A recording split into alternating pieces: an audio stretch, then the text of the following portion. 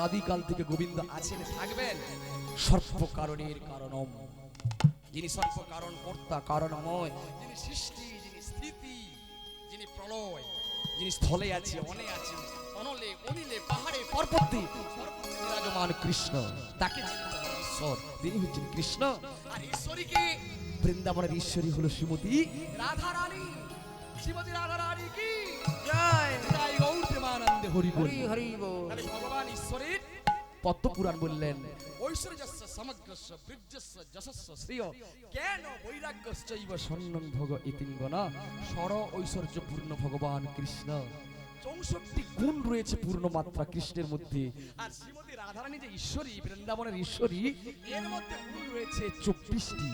আর 24টি গুণের মধ্যে প্রধান গুণ হলো শ্রীমতী রাধারানীর ধৈর্যশালিনী। তাহলে রাধারানীর অংশভূত আমার যে মায়েরা যে বসে আছেন, মায়েরা যে আছেন জগতে, তারা তিনি পূর্ণ রাধারানী। তাহলে আপনারা অংশ, কি গো, আপনারা রাধারানীর অংশ, কিন্তু আপনারা পূর্ণ নন, রাধারানী কিন্তু পূর্ণ। তাহলে আপনারা যদি অংশ হন, শ্রীমতী রাধারানীর যদি ধৈর্যশালিনী এই গুণটা থাকে, তাহলে আপনাদের ছোট করছি না মা, তাহলে আপনাদের থাকা উচিত। কিন্তু অনেক মায়েদের আছে, প্রণাম করছি তাদেরকে। আবার অনেক মায়েরা মাঝে মাঝে চামুন্ডা মূর্তি ধারণ করে। হরি হরি বল, তাই গৌর হরি হরি বল। তাই শ্রীমতী রাধারানীর গুণটা আমাদের নিতে হবে, তাহলে খোল হয়ে গেল। এবার কর্তা, তাহলে করতাল কই? করতালও আছে, কোথায়? করে করো তালি, করে করো তালি, করে করো তালি, করে করো তালি, আহা করে করো তালি, করে করো তালি। মুখে হরি হরি বলি, করে করো তালি, মুখে হরি হরি বলি, করে করো তালি। মুখে হরি হরি বলি, করে করো তালি, মুখে হরি হরি বলি, করে করো তালি। একবার হরি হরি হরি বলে, হরি করো তালি, হরি জয় গৌরকে বলে, করে করো তালি, হরি হরি হরি বলে, হরি বলে, করে করো তালি, করে করো তালি। তাহলে খোল হয়ে গেল আর করতালও হয়ে গেল। পরে করো তালি, হাতের তালি, তালি দিয়ে নাম করবেন। জ্যোতিষীকে কেউ হাত দেখাবেন না মা। জ্যোতিষী যদি আমাদের ভাগ্য ফেরাতে পারতো, তাহলে জ্যোতিষী তো ভাগ্য ফিরে গেছে। যারা তান্ত্রিক, তাদের তো ভাগ্য ফিরছে না, তাহলে আমাদের ভাগ্য ফেরাবে কি করে? 500 টাকার পাথর 50,000 কোনো ফেরাতে পারবে না, যাবেন না। হাত তালি দিয়ে নাম করুন। শিল প্রভুপাদ বললেন, এই যে প্রভুপাদের আলেখ্য রয়েছে আমার কাছে, আমি ইসকনের দীক্ষিত। হরে কৃষ্ণ। আমার গুরুদেব ভক্তিচারু স্বামী মহারাজ, ওনার গুরুদেব অভয়চরণারবিন্দ ভক্তি বেদান্ত স্বামী ছিল প্রভুপাদ, আন্তর্জাতিক কৃষ্ণ ভাবনামৃত সংঘের প্রতিষ্ঠিত আচার্য গোসাই। মহাপ্রভুর বাণী সর্বত্র তিনি সারা পৃথিবীতে প্রচার করলেন। মহাপ্রভু কি বলে গিয়েছেন? পৃথিবীতে যত আছে নগর আদি গ্রাম, পৃথিবীতে যত আছে নগর আদি গ্রাম, সর্বত্র প্রচার হইবে মোর নাম। সর্বত্র প্রচার হইবে মোর নাম। পৃথিবীতে যত আছে নগর আদি গ্রাম, সর্বত্র প্রচার হইবে মোর নাম। ভক্তমণ্ডলী, ভক্তিমতী মায়েরা কথাগুলি অনুধাবন করবেন। আমাকে দেখবার জন্য কিছুই নেই, আমি কোন সিরিয়ালের নায়ক নয় আর নায়িকাও নয়। হরি হরি বলি। নায়ককে নায়িকাকে দেখলে প্রাণটা জুড়িয়ে যাবে, তাই সিরিয়াল দেখছে মায়েরা, বাবা অনেকে দেখছেন। কাজ তো কমেই যাচ্ছে, মায়েদের হাতে তো এখন কাজ নেই। যত কন্যাশ্রী বেতন বাড়ছে, রূপশ্রী বেতন বাড়ছে, যত মায়েদের যত কাজ দিচ্ছে সরকার বাহাদুর, হ্যাঁ, তত মায়েদের হাতের কাজগুলো ছেড়ে যাচ্ছে। হ্যাঁ, কি গো, কিছু মনে করবেন না। তাকে দেখলে লাভ আছে, কিন্তু আমার কাছে কিছু নেই, কথাগুলো শুনতে হবে। এই কথাগুলো তত্ত্ব কথাগুলো শুনলে আমাদের দেহের মধ্যে যত গ্লানি রয়েছে, যত ময়লা রয়েছে, আবর্জনা রয়েছে, হরি কথা, কৃষ্ণ কথা, হরি নাম, কৃষ্ণ নাম, রাম নাম যদি আমরা এক মন প্রাণে শ্রবণ করি, তাহলে আমাদের পাপ রাশিগুলো দূরীভূত হয়ে যাবে। আর দেহের কামনা বাসনা পূরণ করে দেয়, দেহের চিত্তরূপ দর্পণ মার্জন পরিষ্কার হয়ে যায়। তাই গৌর হরি হরি বল। তাহলে যারা একলা একলা কীর্তন করে, তারা কিন্তু স্বার্থপর। একলা একলা কীর্তন করবেন না, সাথে পাঁচে সবাইকে নিয়ে, স্ত্রী পুত্র পরিজন পিতা মাতা সবাইকে নিয়ে। খোল নেই বা কি হলো, করতাল নেই বা কি হলো, এই দেহটাই তো একটা খোল। আর করে করো তালি, করে করো তালি, হাত তালি দিয়ে নাম করবেন। করে করো তালি, করে করো তালি,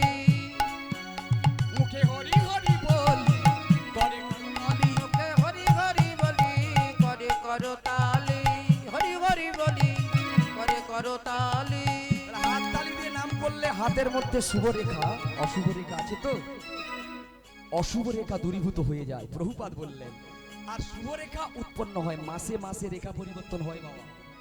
আর দেখবেন মাসে মাসে মায়েদের বা আমাদের রূপ চেঞ্জ হয়। শীতকালে এক রূপ ছিল, ঋতু পরিবর্তন হচ্ছে, দেখবেন সকলে কিন্তু আপনা আপনিতে গোরা হয়ে যাবে। যত কালো হোক না কেন দেখবেন আস্তে আস্তে ময়লা কিন্তু কেটে যাবে, তাই না? ঠিক বলছি তো? তাই ঋতুর পরিবর্তন হলে আমাদেরও দেহের পরিবর্তন হবে। তাই হাততালি দিয়ে নাম করলে এক গুণের ফল লাভ। আর তাকে বলে স্বার্থপর। কেমন স্বার্থপর? যে একলা একলা হরিনাম করছে, গ্রামে প্রচার করছে না, তিনি স্বার্থপর। একলা একলা উদ্ধার হবে, আর কাউকে উদ্ধার করবেন না। যে একলা একলা প্রসাদ খায়, ভক্তদের প্রসাদ দান করে না, তাকে বলে স্বার্থপর। যে একলা একলা খেয়ে নেয়, বউকে ডাকে না, তাকে বলে স্বার্থপর। যে একলা একলা খেয়ে নেয়, পিতা মাতাকে খেতে দেয় না, তাকে বলে স্বার্থপর।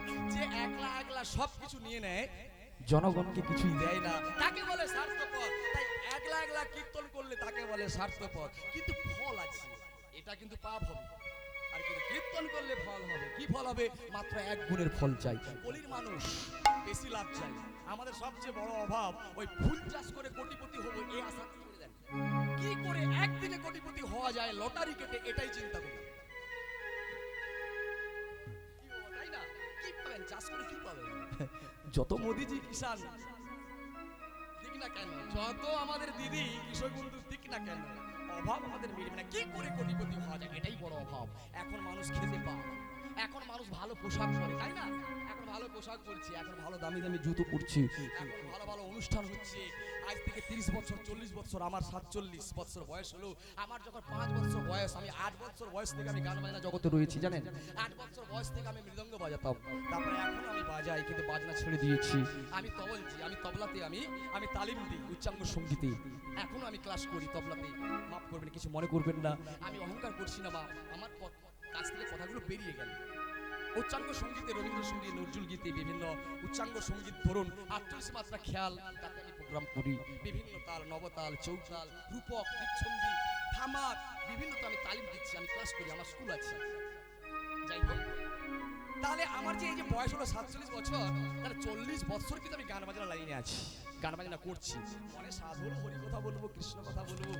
দেব কৃপা করেছেন, এরা আমাকে কৃপা করেছেন, আপনাদের চরণের ধুলি আমার মাথার উপর আছে বলেই তো আমি কীর্তন করছি। তাহলে আমার কি ক্ষমতা আছে? আমার কোনো ক্ষমতা আছে? হ্যাঁ, একটু পরেই হয়তো দেখা যাবে আমার এখান থেকে বায়ুটা চলে গেলে প্রাণ, উদান, ব্যান সমান, এই যে পঞ্চ প্রাণ বায়ু রয়েছে, যদি চলে যায়, প্রাণবায়ু যদি চলে যায়, দেহটা কিন্তু ফাঁকা, অচেতন, পচনশীল, জড়পিণ্ডে পরিণত হয়। তাই খোল হয়ে গেল, করতাল হয়ে গেল। করতাল হলে এক গুণের ফল লাভ, দু গুণের ফল চাই। তাহলে কি? তাহলে সাথে পাঁচে কীর্তন করলে 2 গুণের ফল লাভ। নগর সংকীর্তন করুন, এখানে হয় নগর সংকীর্তন, তাহলে 3 গুণের ফল লাভ হয়।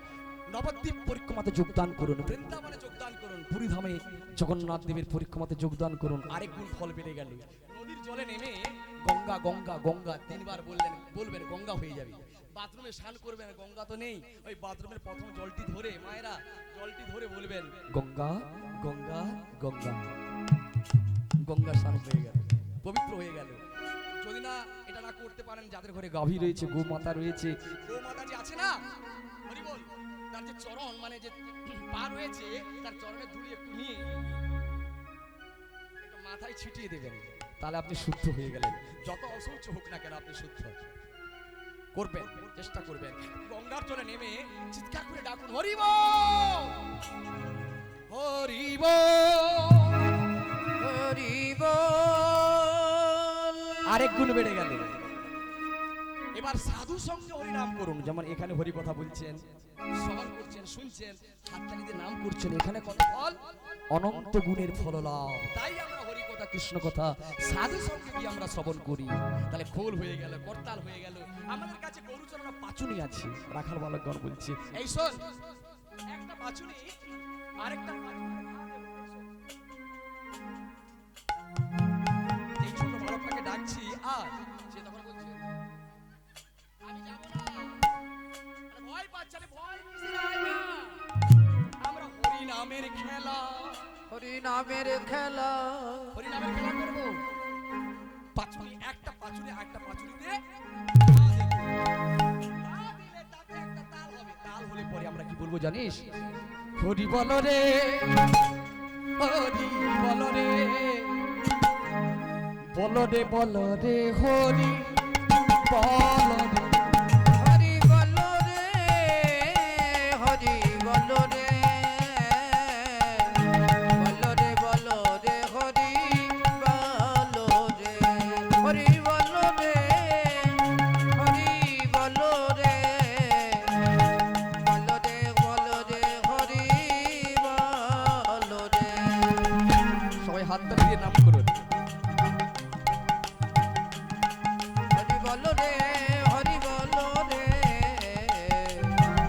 হরি বলো রে। হরি বলো হরি বলো হরি বলো ভাই। হরি বলো হরি বলো হরি বলো ভাই। হরি নাম ছাড়া জীবে আর গতি না। হরি নামে ছাড়া জীবে আরে গতি নাই। হরি নাম ছাড়া জীবে আর গতি না। হরি নামে ছাড়া জীবে আরে গতি নাই। হরি বলো রে হরি বলো রে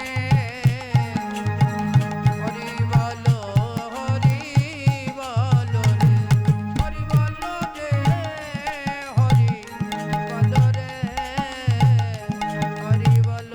হরি বলো রে। সবাই হরি নামের খেলা করছে, সবাই হরি নামে মেতে রয়েছে। গোপ বালকের মুখে শুনিয়া কৃষ্ণ নাম, গোপ বালকের মুখে শুনিয়া কৃষ্ণ নাম।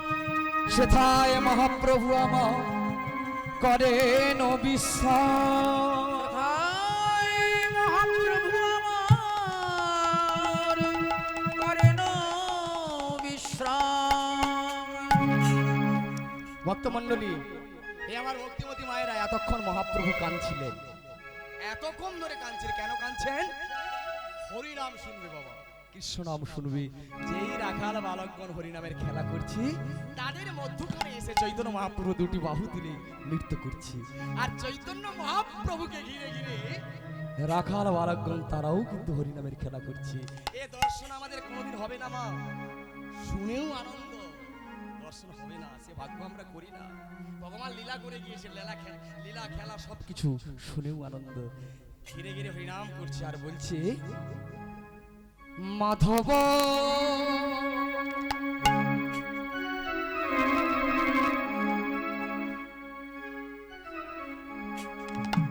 হে মাধব মাধব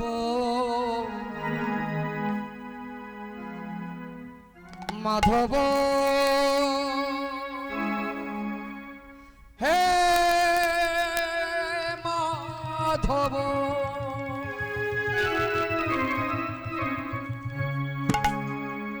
রাখাল বালকগণ হরিনাম করছি, মুঠি পকড় রে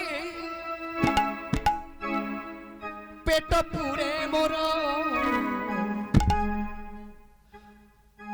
56 ভোগরে নাহি তলভ।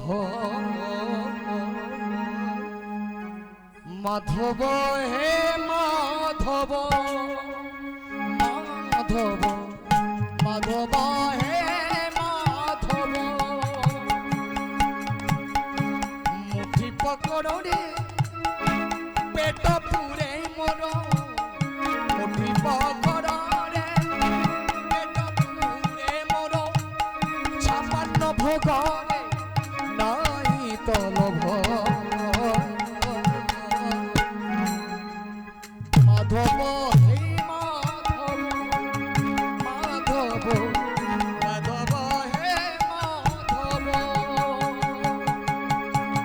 ছটি মাটি ঘরে সব সুখ মোর, ছটি মাটি ঘরে সব সুখ মোর, রতন ঘটরে রাই তলভ। মাধব হে মাধব মাধব মাধব হে মাধব।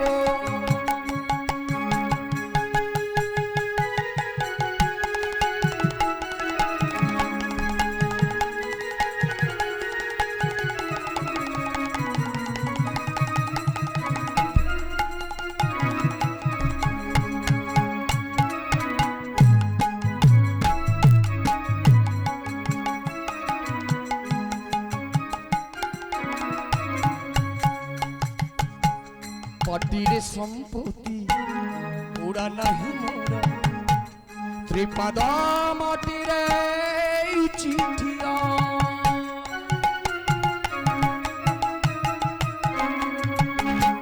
মাটির সম্পত্তি ওরা নাহি মোরা ত্রিপাদ মাটির এই চিঠিয়া মিছরে কহি লোভ করি বিরে এ দেহরে বিনে লাগি মনিহা পণ্ডিতকে টুগারে লাচল যে মোর পণ্ডিতকে টুগারে লাচল যে মোর হন্ডু আপট্টরে নাই তলভ মাধব হে মাধব মাধব মাধব হে মাধব সবাই বলুন নিতাই গৌর প্রেমানন্দে।